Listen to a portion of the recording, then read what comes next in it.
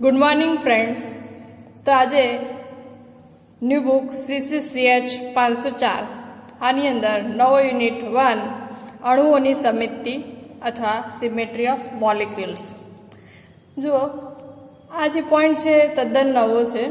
તો આની અંદર જે શબ્દો બોલાતા હોય શબ્દો પર ધ્યાન આપજો કે અહીંયા આગળ કીધું છે કે સમિતિ એ અહીંયા આગળ કેમિસ્ટ્રીની અંદર મહત્વનો છે, ઉપયોગી ગુણધર્મ છે. કઈ રીતે જોઈએ આગળ કે વ્યવહારુ દ્રષ્ટિએ જોઈએ તો સમિતિ એટલે સુંદરતા. વ્યવહારુ દ્રષ્ટિએ જોઈએ તો ધ્યાન આપજો, સમિતિ એટલે સુંદરતા. અને જો ગાણિતીય દ્રષ્ટિએ કહીએ કે જેની આપણે આ ચર્ચા કરવાના છીએ, સમિતિ એટલે સમરૂપ ભૂમિતિ. સમરૂપ એટલે સમાન, સમાન ભૂમિતિ અથવા તો અણુની ભૂમિતિ અથવા આકારમાં જોવા મળતી સમરૂપતા અથવા એકરૂપતા. આ રીતે શબ્દ પણ વાપરી શકીએ. તો સમાન ભૂમિતિ એ કઈ રીતે થશે જોઈએ કે સમિતિને સુંદરતા સાથે પણ સંબંધ છે. સમિતિને સુંદરતા સાથે પણ સંબંધ છે. જો કોઈ વસ્તુ સુંદર હોય તો તે કહી શકાય કે સમિતીય હોઈ શકે. જો કોઈ વસ્તુ સુંદર હોય તો સમિતીય છે તેવું કહી શકાય. બીજો પોઈન્ટ કે સુંદરતા નિયમિતતામાંથી પરિણમતી હોય છે. સુંદરતા નિયમિતતામાંથી પરિણમતી હોય છે. એટલે કે નિયમિતતા એટલે કે ચોક્કસ ગોઠવણી, નિયમિત રીતે ગોઠવણી થયેલી હોય તે. જો પતંગિયું કહીએ કે ડાયમંડ જે કહીએ તો આ બંનેની અંદર તમે એક વિચારી શકો કે આની અંદર કંઈક ચોક્કસ નિયમિતતા છે, કે એની ગોઠવણી ચોક્કસ છે, એના ભાગો છે વ્યવસ્થિત ગોઠવાયેલા છે અને પરિણામે તે આપણને સુંદર દેખાય છે. જો આ જ રીતે અમીબાની વાત કરીએ તો જેનો આકાર જ નથી, પેરામિશિયમ, તો એ આપણને એટલા નિયમિત ગોઠવણી ન હોવાથી એટલા આંખો પર ઉપસી આવતા નથી કે સુંદર નથી. પણ જો ડાયમંડની વાત કરીએ તો એની અંદર ચોક્કસ ગોઠવણી છે કે ચોક્કસ બંધ છે, બંધ એ પ્રકારે જ ગોઠવાયેલા હોય અને પરિણામે તે નિયમિત ગોઠવણીના કારણે સુંદર દેખાય છે.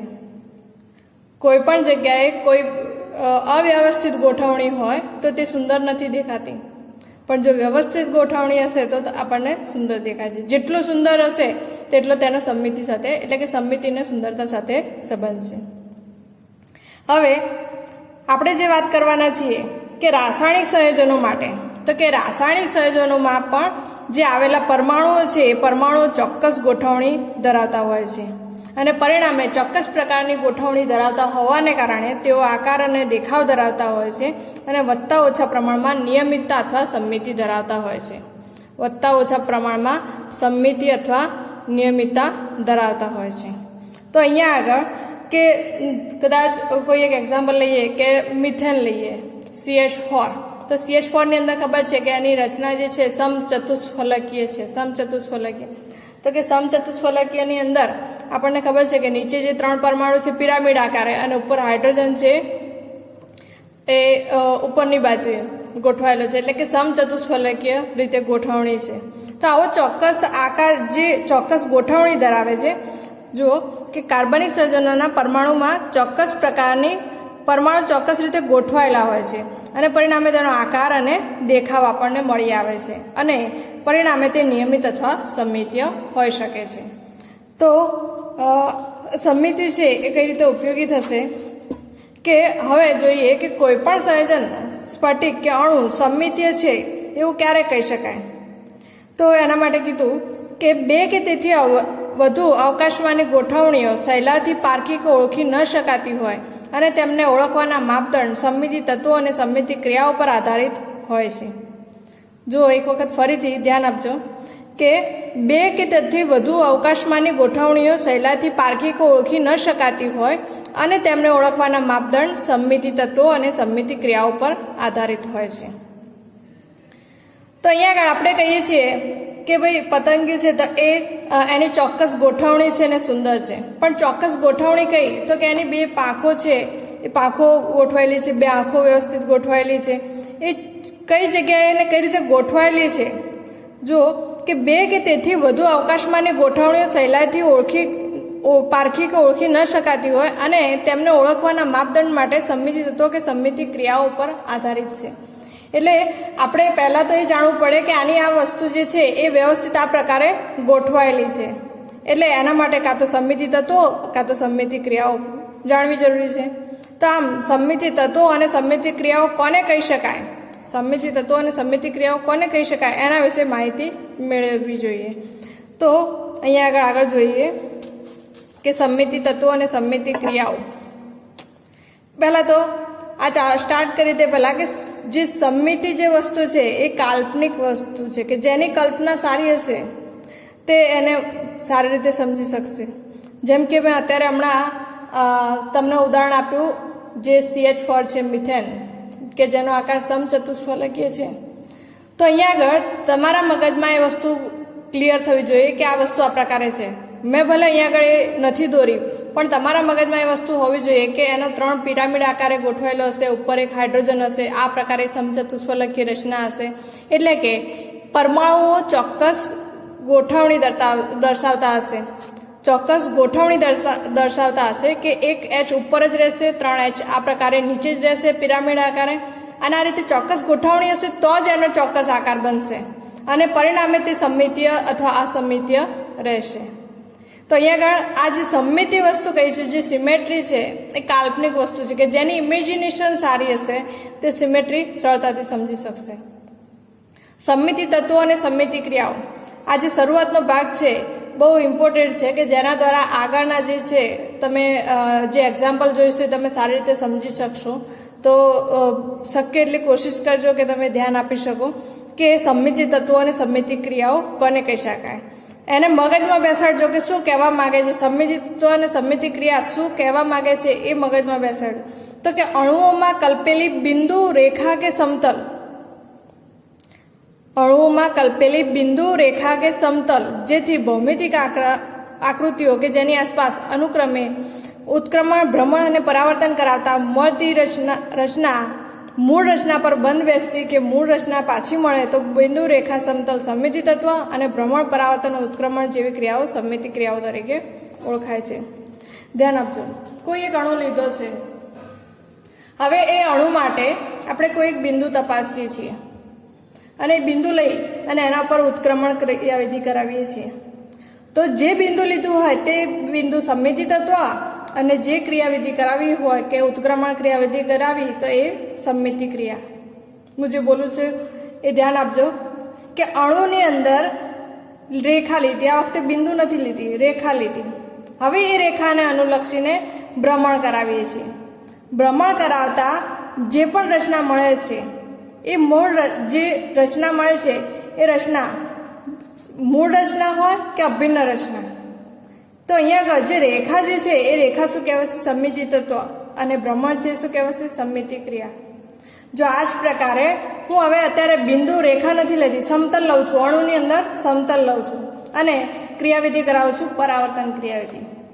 તો આની અંદર જ્યારે મૂળ રચના અથવા જે અભિન્ન રચના મળે તો એવું કહી શકાય કે જે સમતલ જે છે એ સંમિતિ તત્વ અને જે ક્રિયા જે છે પરાવર્તન ક્રિયા એ સંમિતિ ક્રિયા તરીકે ઓળખાય છે. અહીંયા આપણે આગળ એની ડિટેલમાં માહિતી મેળવશું એટલે તમને વધારે ખ્યાલ આવશે, પણ અત્યારે તમારે આટલી બાબત યાદ રાખવું કે જો બિંદુ હોય તો એની અંદર ઉત્ક્રમણ, આ જે છે બિંદુ, રેખા અને સમતલ એ શું છે? સંમિતિ તત્વો છે. અને ઉત્ક્રમણ, ભ્રમણ અને પરાવર્તન એ શું છે? સંમિતિ ક્રિયા છે.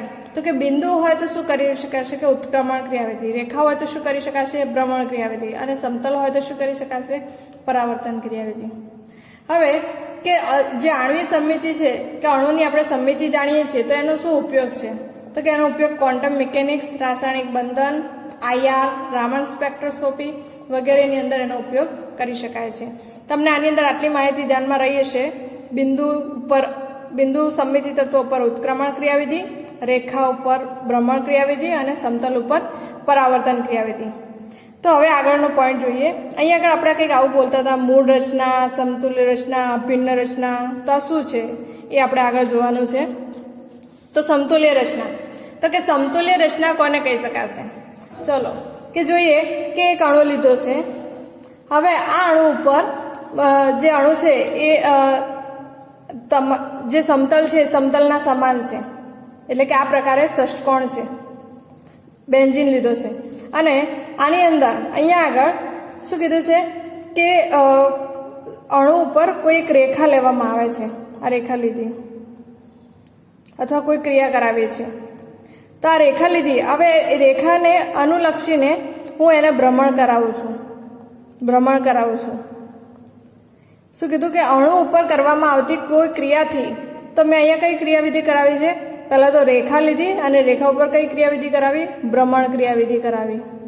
હવે જ્યારે ભ્રમણ ક્રિયાવિધિ કરાવું છું તો ત્યારે શું મળે છે? જુઓ કે કાં તો એના જેવું જ હોય તો તેને સમતુલ્ય રચના કહી શકાય, મૂળ રચના જેવું જ હોય તો તેને સમતુલ્ય રચના કહી શકાય. જોઈએ કે બેન્ઝીન છે તો બેન્ઝીનની અંદર મધ્યબિંદુમાંથી પસાર થતી એક રેખા આ પ્રકારે,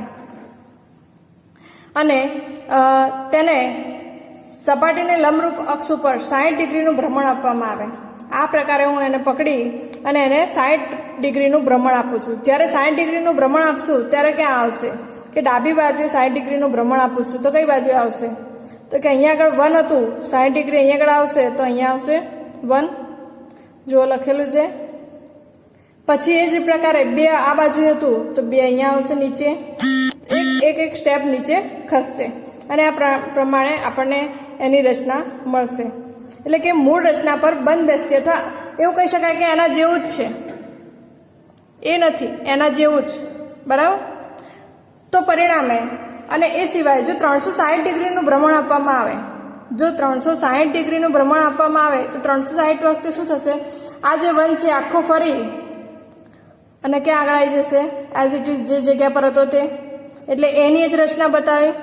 તો અહીંયા આગળ આ બંનેની અંદર તફાવત છે, ધ્યાન આપજો.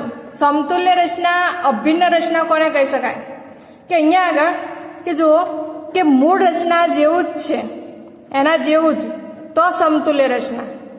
પણ મૂળ રચના જ છે, કોઈ ફેરફાર નથી, મૂળ રચના જ છે, કોઈ ફેરફાર નથી, તો અભિન્ન રચના. બરાબર? અહીંયા આગળ જે છે કે એને લેબલિંગ દ્વારા અલગ તારવી શકાય છે. અહીંયા આગળ જો હું લેબલિંગ ના કરું તો બંને બેન્ઝીન એક સરખા જ છે. બરાબર? એટલે કે મૂળ રચના જેવા જ છે, તો પરિણામે તે કેવા કહેવાશે? સમતુલ્ય રચના. અણુ પર કરવામાં આવતી કોઈ ક્રિયાથી મળતું બંધારણ મૂળ રચના જેવું જ હોય, સમતુલ્ય હોય તો તેને સમતુલ્ય કહેવાશે, સમતુલ્ય રચના કહેવાશે. પણ જો એ જ હોય, મૂળ રચના જે છે એ જ પ્રકારનું હોય, એ જ હોય તો તે અભિન્ન રચના કહેવાશે. બરાબર? તો અહીં આગળ સમતુલ્ય રચના વિશે તમને ખ્યાલ આવી ગયો હશે. આપણે આગળ શબ્દ બોલ્યા કે રેખા લઈએ અને એના પર ભ્રમણ ક્રિયાવિધિ કરાવીએ. તો કોઈ અણુ લઈ અને ભ્રમણ ક્રિયાવિધિ કરાવીએ તો એની અંદર જે મૂળ રચના છે એ મૂળ રચના બંધ બેસતી કે અભિન્ન રચના પાછી મળે તો તે સમમિતિ ક્રિયા, જે ભ્રમણ છે સમમિતિ ક્રિયા અને જે રેખા છે તે સમમિતિ તત્વ તરીકે ઓળખાશે. ઓકે? અને સમતુલ્ય રચના કોને કહી શકાય? સમતુલ્ય રચના કોને કહી શકાય તેના વિશે માહિતી મેળવી. એના પછી H2O માટે આ પ્રકારે બીજું એક એક્ઝામ્પલ લીધું છે. તો H2O ની અંદર અહીંયા આગળ મેં તલ લીધું છે, બીજી ક્રિયાવિધિ કરી છે, તલ લીધું છે, સમતલ લીધું છે. અહીંયા આગળ ઓક્સિજન છે, H, 2 હાઇડ્રોજન પરમાણુ H2O માટે, તો એક H ડાબી બાજુ, એક H જમણી બાજુ. તો આની અંદર O માંથી પસાર થતું એક સમતલ લીધું છે, સમતલ વિચાર્યું છે આ પ્રકારે. હવે જ્યારે હું પરાવર્તન કરાવીશ તો શું થશે? તો પરાવર્તન કરાવીશ ત્યારે HB હશે તે H એ બાજુ જતો રહેશે અને HA છે અહીંયા આગળ આ બાજુ આવતો રહેશે. તો જુઓ પરાવર્તન કરાવતા ઉલટું લખ્યું છે, HB ડાબી બાજુએ અને HA જમણી બાજુએ. તો આ રીતે તમે જોઈ શકો કે આ જે રચના મળી છે એ મૂળ રચનાને સમાન જ છે, પરિણામે કેવી કહેવાશે? સમતુલ્ય રચના. તો સમતુલ્ય રચના કોને કહી શકાય તમને ખ્યાલ આવી ગયો હશે. હવે એના પછી અભિન્ન રચના આપણે આગળ જોઈ ગયા છીએ.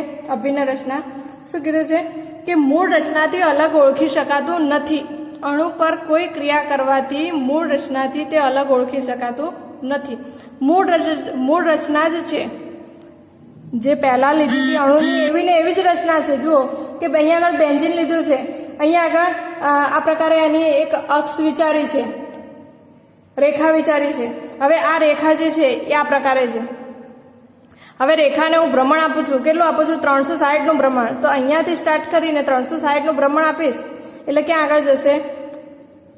360નું ભ્રમણ વિરુદ્ધ બાજુ આપીશ તો આ પ્રકારે ફરીથી એની પરિસ્થિતિમાં આવશે અને પરિણામે આપણને જે રચના મળે છે એ મૂળ રચના જ મળે છે. પરિણામે આ રચનાને કેવી કહેવાશે? અભિન્ન રચના કહેવાશે. જો કોઈ ક્રિયાવિધિ કરાવતા સમતુલ્ય કે અભિન્ન રચના મળે તો તે તત્વ સમમિતિ તત્વ અથવા તે અણુ સમમિતીય છે એવું કહી શકાય. ધ્યાન આપજો, સમમિતિ કોને કહી શકાય? અણુની અંદર સમમિતિ છે કે નહીં એ કઈ રીતે કરી શકાય? તો શું કીધું કે કોઈ અણુ લઈએ, અણુ ઉપર કોઈ ક્રિયા કરાવીએ, તત્વ લઈ અને તત્વ ઉપર કોઈ ક્રિયા કરાવીએ તો તત્વને અનુલક્ષીને કોઈ ક્રિયા કરાવીએ તો જે રચના મળે, જે નવી રચના મળે, ક્રિયાવિધિ કરાવતા જે નવી રચના મળે તે કાં તો સમતુલ્ય મળવી જોઈએ એટલે કે એના જેવી જ સમાન, કાં તો અભિન્ન રચના અથવા મૂળ રચના જ મળવી જોઈએ. તો તે અણુ સમમિતીય છે એવું કહી શકાય. ધ્યાન રાખજો, અભિન્ન રચનાને લેબલિંગ કરવા છતાં પણ ઓળખી શકાતી નથી. તમે જુઓ કે બંને એક જ જેવા દેખાય છે. જ્યારે સમતુલ્યની અંદર લેબલિંગ દ્વારા ઓળખી શકાય છે, જ્યારે આની અંદર લેબલિંગ કરો તો પણ બંને સમાન છે. તો ભિન્ન રચના મૂળ રચના જ કહી શકાય. ત્યારબાદ ભિન્ન રચના કોને કહી શકાય? તો ભિન્ન રચના માટે કીધું છે કે અણુ પર કરવામાં આવતી કોઈ ક્રિયાથી મળતું બંધારણ મૂળ રચનાથી તદ્દન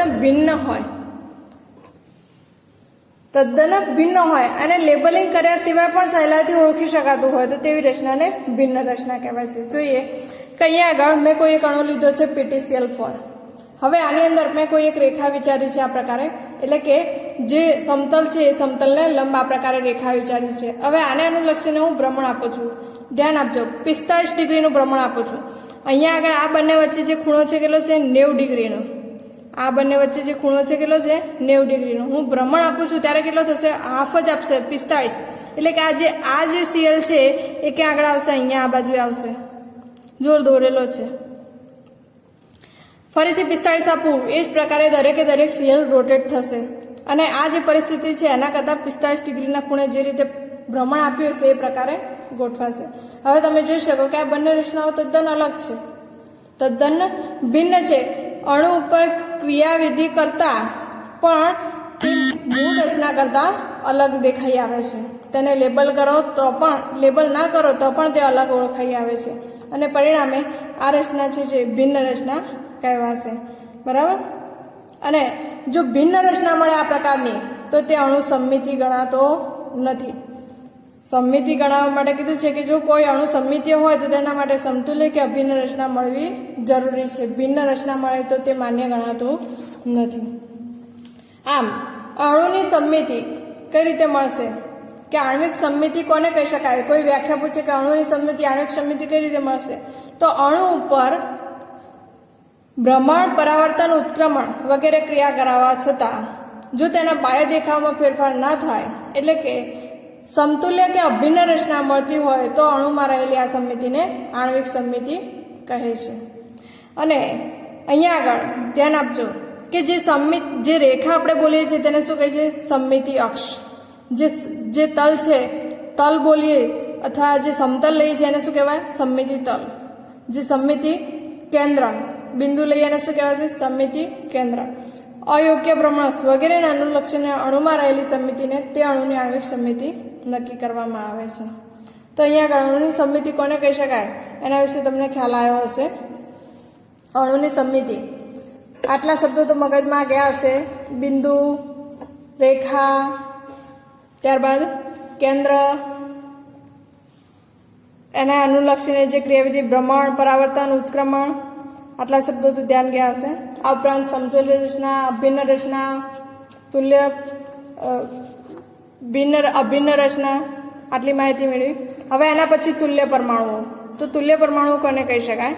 આ સામાન્ય માહિતી જો જરૂરી છે કે અણુના કોઈક પરમાણુને સાદી સમમિતિ ક્રિયાઓ દ્વારા અણુના બીજા પરમાણુ પર ગોઠવી શકાતો હોય તો સમતુલ્ય રચના મળતી હોય તો તેવા એકબીજા પર ગોઠવાતા પરમાણુને તુલ્ય પરમાણુ કહે છે. જો ધ્યાન આપજો, અહીંયા આગળ એક્ઝામ્પલ જોઈશું એટલે વધારે ખ્યાલ આવશે કે અહીંયા આગળ જે છે નેપ્થેલિન લીધો છે.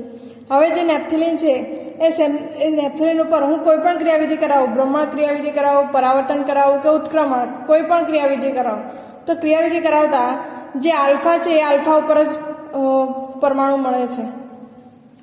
જ્યાં બીટા છે ત્યાં બીટા પરમાણુ મળે છે. ધારો કે હું અહીંયા આગળ પરાવર્તન ક્રિયાવિધિ કરાવું છું, પરાવર્તન ક્રિયાવિધિની અંદર શું થશે તો કે આ જે આલ્ફા હશે એ સામે આલ્ફા મળશે, જો બીટા હશે તો સામે બીટા મળશે, જો બીટા હશે તો સામે બીટા, અહીંયા નીચે આલ્ફા છે તો આલ્ફા મળશે.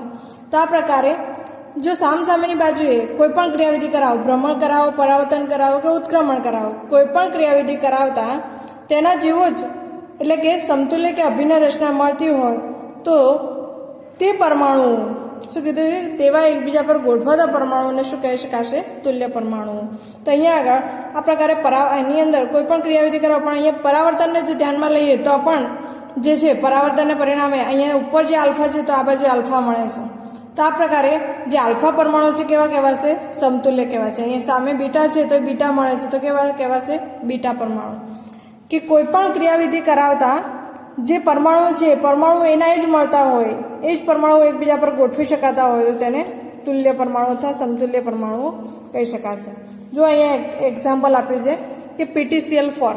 તો PTCl4ની અંદર અહીંયા આગળ જે અક્ષ જે છે અથવા રેખા જે છે રેખાને અનુલક્ષીને અહીંયા ભ્રમણ આપવામાં આવે છે. જ્યારે ભ્રમણ આપીએ છીએ ત્યારે શું થશે તો ભ્રમણ આપતા અહીંયા આગળ જે ભ્રમણ આપીએ છીએ 90 ડિગ્રીનું ભ્રમણ આપીશું. કેટલું આપીશું? 90 ડિગ્રીનું. 90 ડિગ્રીનું ભ્રમણ આપીશું એટલે આ જે ખૂણો છે 90 છે આખો, તો અહીંયા જે CL હતો એ અહીંયા આગળ આવી જશે. પરિણામે એક CL પરમાણુ પર બીજા CL પરમાણુને ગોઠવી શકાય છે. અને આમ તે જે PTCl4 છે એની અંદર જે CL પરમાણુ છે કેવા છે? ક્રિયાવિધિ કરાવતા જે CL પરમાણુ છે કેવા છે? તુલ્ય પરમાણુઓ કહી શકાશે. ત્યારબાદ જો આના માટે વાત કરીએ ઇથિલિન માટે, તો ઇથિલિનની અંદર પણ અહીંયા આગળ ધ્યાન રાખજો કે આ પ્રકારે અહીંયા આગળ એક અક્ષ લીધી છે. હવે આ અક્ષને અનુલક્ષીને અહીંયા આગળ ભ્રમણ કરાવવામાં આવે છે. તો ભ્રમણ કરાવતા જે ચારેય H જે છે એ H આપણને મળે છે. અહીંયા આગળ જે ભ્રમણ કરાવે છે તો આ જે H છે અહીંયા આગળ આવી જશે. પરિણામે કેવું બનશે? H સમાન H મળે છે. પરિણામે ચારેય H સમતુલ્ય રચના છે. હવે અહીંયા આગળ બીજું એક એક્ઝામ્પલ છે સીસ જે છે. જો cis1,2 ડાયક્લોરાઇડ પરાવર્તન ક્રિયાવિધિ કરાવી તો અહીંયા તમે જુઓ કે સામેની બાજુએ સરખા પરમાણુ છે એકબીજા પર ગોઠવી શકાય છે. અહીંયા Cl છે, પરાવર્તન ક્રિયાવિધિ કરાવી તો શું મળશે? અહીંયા Cl જ મળે છે. તો પરિણામે શું કહેવાશે કે આની અંદર 2 Cl સમતુલ્ય છે અને અહીંયા 2 H સમતુલ્ય છે. કોઈ પણ ક્રિયાવિધિ કરાવો, ટ્રાન્સ માટે અહીંયા પરાવર્તન નથી લીધી પણ અહીંયા લીધી છે ભ્રમણ ક્રિયાવિધિ. તો ભ્રમણ ક્રિયાવિધિ અહીંયા 180નું જો ભ્રમણ આપું, 180નું ભ્રમણ, તો આ હાઇડ્રોજન છે એ સામેની બાજુ આવી જશે. જો Cl જે છે તો એ ફરીથી આ બાજુ આવી જશે. તો અહીંયા આગળ પણ એવું કહી શકાય કે બંને Cl સમતુલ્ય અને બંને સમતુલ્ય છે. તો આ જે છે કે જે તુલ્ય પરમાણુ કે બંને Cl જે છે એ તુલ્ય છે, સમાન છે, સમતુલ્ય છે અને બંને H જે સમતુલ્ય છે એવું કહી શકાય.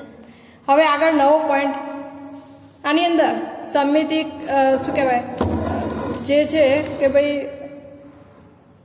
આગળ ચર્ચા કરી સમતુલ્ય રચના, અભિન્ન રચના, ત્યારબાદ ભિન્ન રચના, તો આ બાબતો વિશે માહિતી હોવી જરૂરી છે કે કોને કહી શકાય, કઈ રીતે મેળશે એ આપણને ખ્યાલ હોવો જરૂરી છે.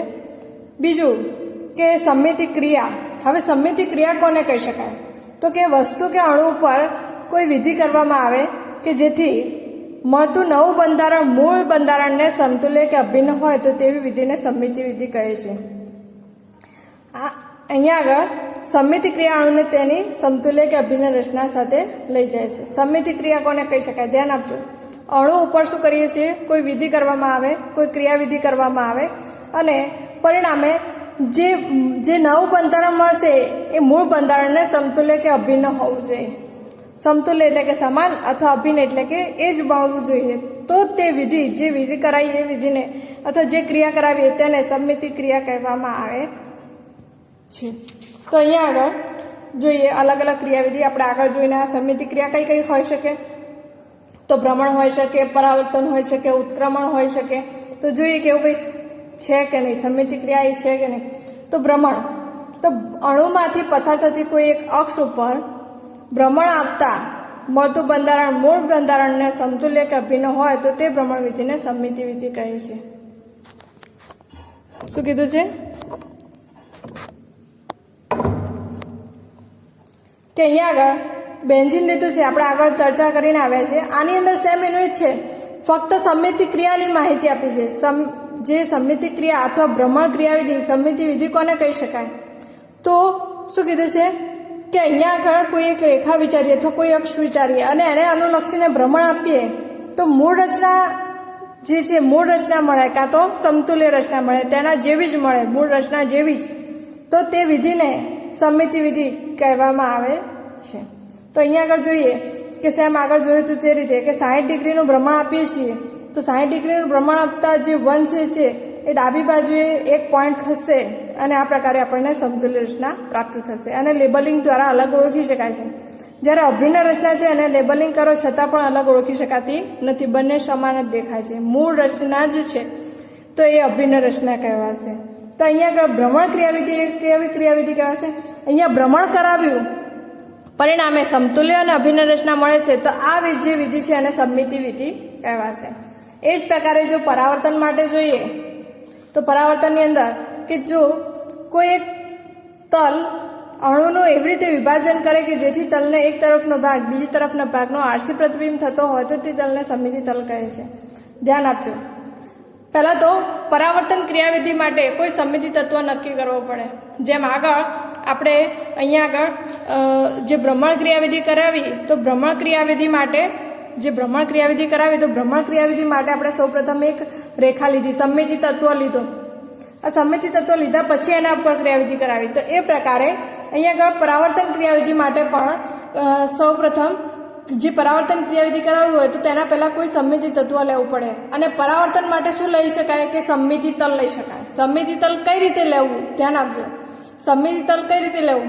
તો કોઈ એક તલ અણુનું એવી રીતે વિભાજન કરે કે જેથી તલની એક તરફનો ભાગ બીજા તરફના ભાગનો આરસી પ્રતિબિંબ થતો હોય.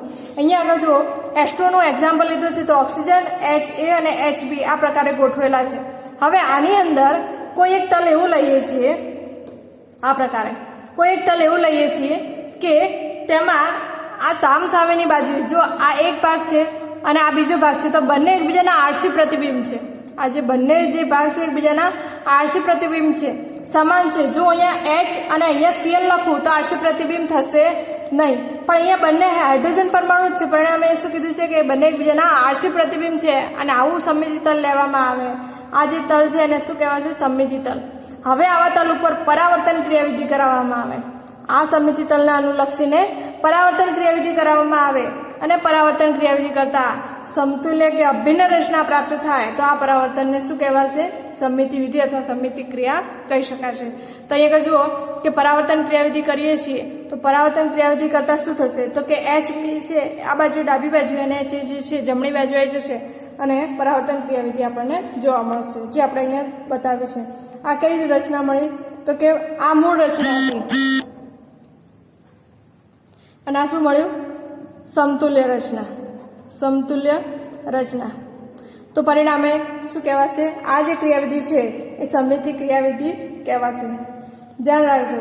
આપણે શું લીધું? તો કે કોઈ એક અણુ લીધો, અણુ ઉપર કોઈ તત્વ વિચાર્યું, સંમિતિ તત્વ, અને સંમિતિ તત્વ તરીકે અહીંયા સમતલ લીધું, સંમિતિ તલ, અને એના અનુલક્ષીને કોઈ ક્રિયાવિધિ કરાવી, પરાવર્તન ક્રિયાવિધિ કરાવી.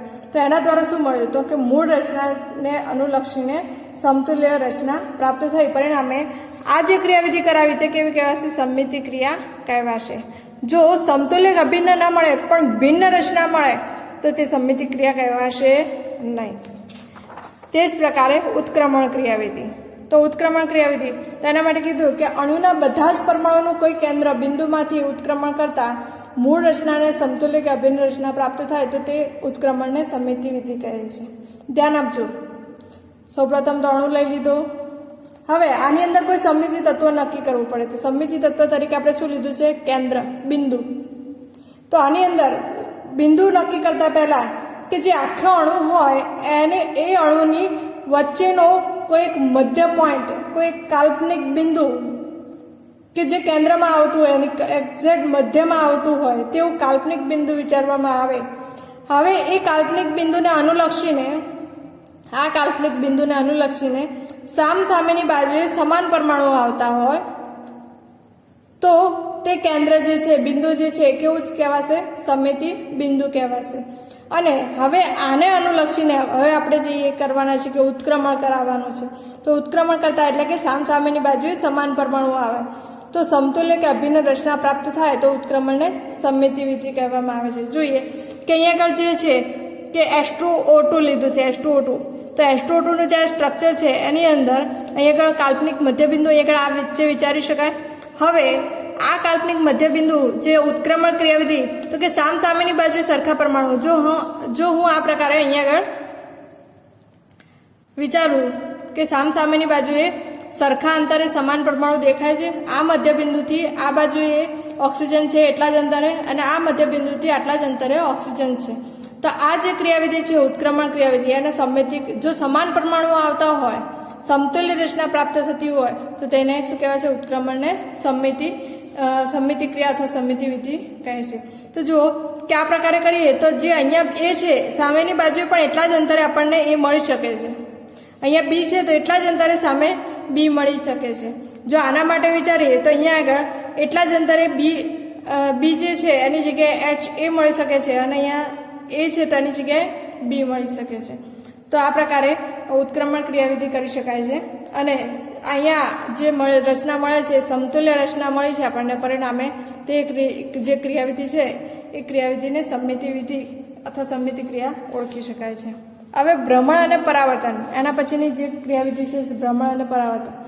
તો આની અંદર શું કહેશું કે કોઈ એક અણુ લઈશું. હવે અણુને અનુલક્ષીને અહીંયા બે ક્રિયાવિધિ છે, ભ્રમણ પણ છે અને પરાવર્તન પણ છે. તો હવે યાદ કરો, ભ્રમણ માટે આપણે કયું સમિતિ તત્વ લેતા હતા? રેખા. અને પરાવર્તન માટે કયું લેતા હતા? સમિતિ તલ. બરાબર. તો રેખા અથવા અક્ષ કોઈ પણ શબ્દ વાપરી શકો. તો અણુ લો, અણુ ઉપર સૌપ્રથમ અક્ષ વિચારો, અક્ષ વિચારી અને એના ઉપર ભ્રમણ કરાવો.